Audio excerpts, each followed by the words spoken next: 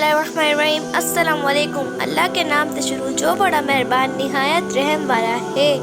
तो मैं आप लोग के लिए लेकर आई हूँ एक नई प्यारी से बातें कि इस पे आपको पता चलेगा कि हम जो सूरतें पढ़ते हैं उनके क्या क्या फ़ायदे हैं, हम इनको किस टाइम पढ़ेंगे तो किससे क्या फ़ायदा होगा।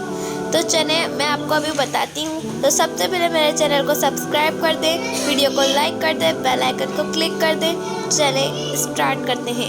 नंबर 1, सूरह फातिहा अल्लाह ताला की तारीफ़ बयान करती है। नंबर 2, सूरह यासीन फजर के बाद पढ़ने से हर ख्वाहिश पूरी होती है। नंबर 3, सूरह वाक़िया मगरिब के बाद पढ़ने से कभी फाका नहीं होता। नंबर 4, सूरह कौसर दुश्मनों के शर से बचाती है। नंबर 5, सूरह काफिरून मौत के वक्त कुफ्र से बचाती है। नंबर 6, सूरह इखलास मुनाफिकीन से बचाती है। नंबर 7, सूरह फल्क हादसों से बचाती है। नंबर 8, सूरह नास वसवसों से बचाती है। नंबर 9, सूरह मुल्क अज़ाब कब्र से बचाती है। इस वीडियो को ज़्यादा से ज़्यादा शेयर करें। अल्लाह हाफ़िज़। अस्सलाम वालेकुम।